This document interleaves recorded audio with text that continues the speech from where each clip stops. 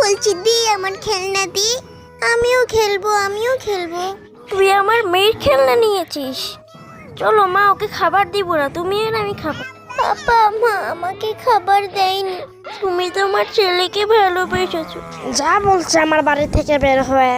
এখন আমি কোথায় যাব? দেখি কোথাও খাবার পাই নাকি। দেখি বোতলের ভিতরে তো পানি নেই। রুটি বই পড়ি তো, আমি পড়ে অনেক বড় হব। আমি চিঠি পেয়েছি, আমি অফিসে যাব।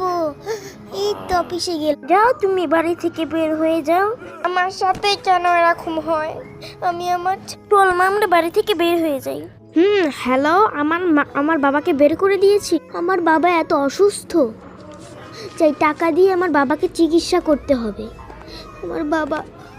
আমার বাবা সুস্থ হচ্ছে না কেন?